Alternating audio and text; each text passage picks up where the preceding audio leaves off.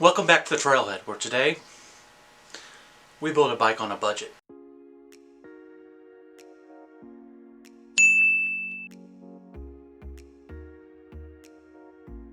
Check us out on other platforms. Last year I did a series called the Budget Bike Build, where I took a very inexpensive bike and upgraded it over about a month or so with new parts, trying to make it a better bike. This year we're going to do the same thing, but we spent a little money on our bike. So our bike is my Giant Talon e-bike. Probably one of the best affordable e-bikes on the market right now that has a mid-drive. They are priced very competitively. I've seen them anywhere from $2,300 all the way to $2,900, which for a mid-drive e-bike is outstanding. I went a little more thrifty than that, and I bought mine used, and I only paid $1,000.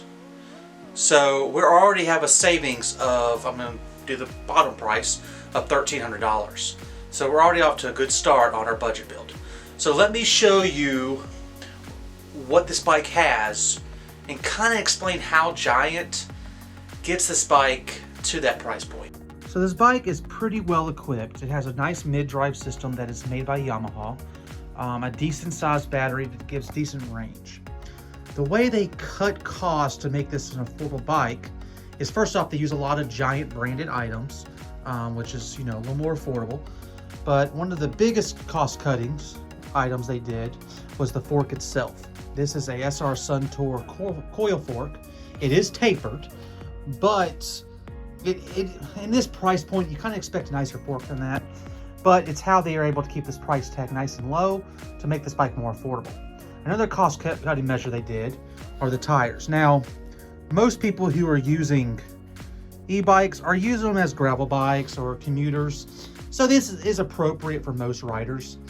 But if you want to use this as a true trail bike, it's not quite where they need to be. These are Maxxis Reckons. They're 29 by 2.4s. They're not bad tires, but they're definitely not great for loose terrain.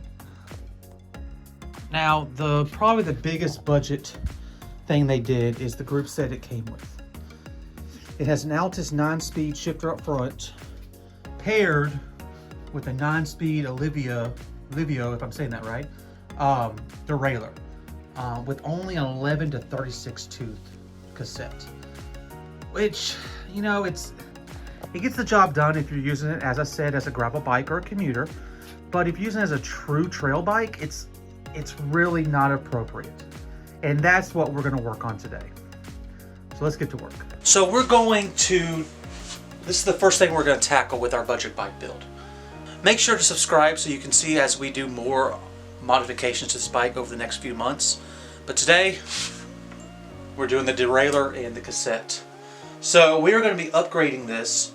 First off, this derailleur doesn't have a clutch. So it's not really the best thing for mountain bike trails because you have a lot of chain slap and chatter. It also hurts with chain retention, which obviously they knew because they put a chain guide on this bike. So we're going to replace the derailleur with something I already had, a Box Prime 9. It's the Box 3 derailleur. Not a bad derailleur at all. This is capable up to a 50 tooth, so we're going to bump it up to an 11 to 50 tooth cassette, giving a lot more range out of our cassette. The box also has a built-in clutch, which will fix the issues with chain slap and chain retention. So let's begin our upgrades. Alright, let's remove our shifter cable. Let's remove our chain next.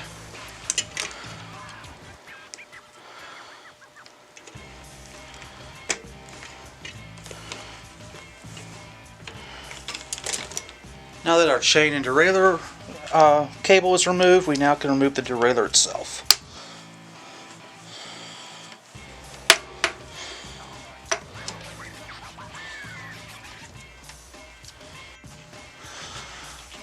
And take off our back wheel.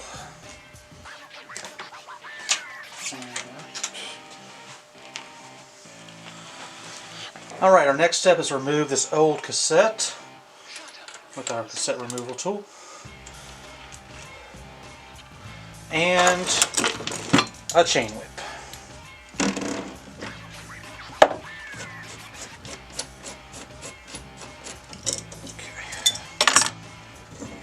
There's our old 11-36 tube cassette.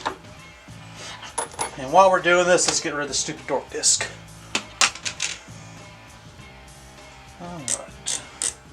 Might as well clean it up while we have it off.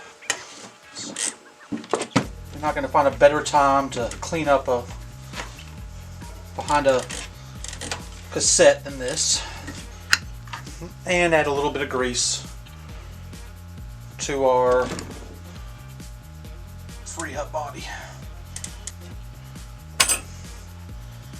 Now this isn't a real high-end cassette. It is a Sunrace 11-52, but it is actually a pretty good cassette and doesn't have too many miles on it. I actually got it off of my took it off my old bike. It only had like 20 miles on it. And we crank this down to 40 Newton meters, which is right about there.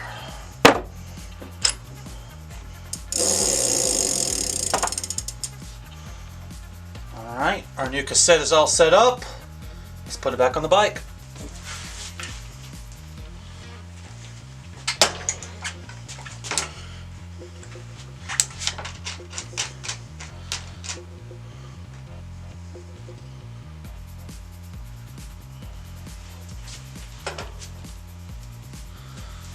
Alright, our wheels on back on. Let's set up the new derailleur.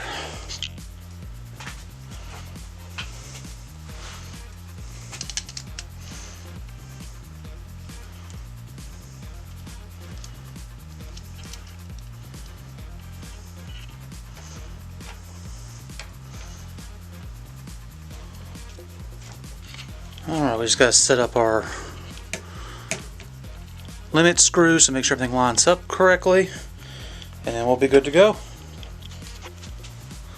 Alright, so let's go ahead and replace the shifter as well.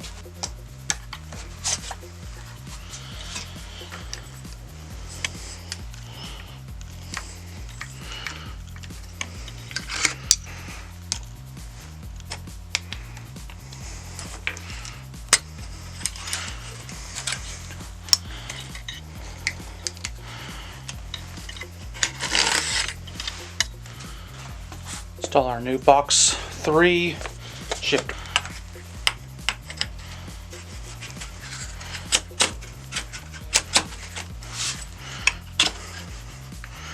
And while we're doing this, I'm going to reverse my brake and my shifter so I can move my brake over a little bit out of the way.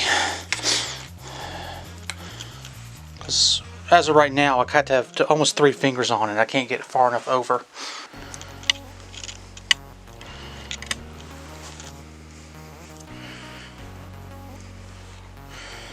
Alright, let's run our shifter cable and start setting up our derailleur.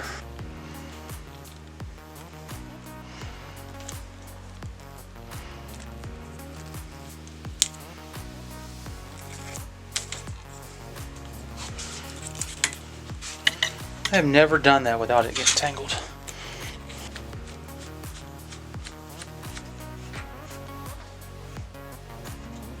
If you work on bikes and you do not have one of these, you need to buy one, because it makes doing anything with cables so much easier. Alright, got us a new gold chain. Gonna have to call this bike Mr. T.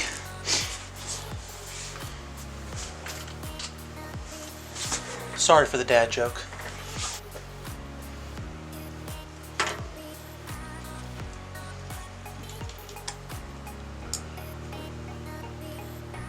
Well, that one's too short as well.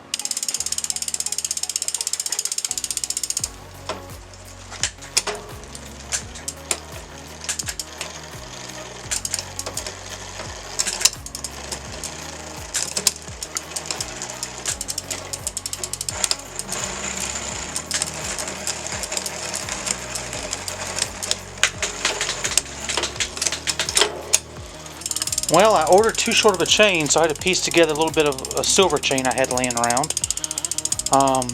For now, I'm going to order the right size chain. I didn't realize I got mine's too small, so this at least gets me back on the trail so I can ride my bike.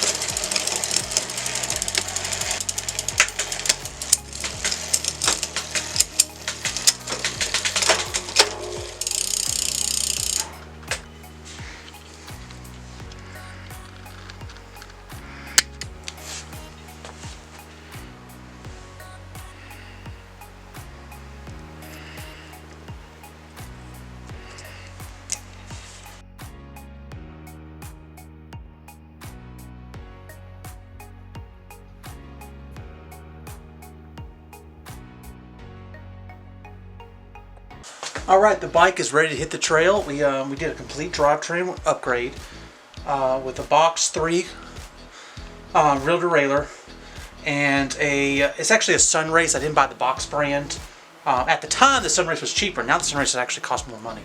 But it's an 11 to 52 9-speed, which gives this bike a lot more range. Now, with that said, this is not what I would recommend you buy if you're trying to do a budget 9-speed upgrade. When I bought this was the best price 9-speed with a clutch. Now it's not. And if I didn't already own this, I would have ordered a different whole group set, and that would have been the microshift Advent. I think it's $50 for the derailleur with a clutch, and I think it's like $30 to $40 for an 11 to 46 tooth cassette. So you're about the same range, but it's about half the price of the box. So that's really the go-to now for the budget, I'm going to call it high range 9-speed. So definitely if you're going to do the same upgrade, go with the microshift, or in my case, if you already had the box, go with the box.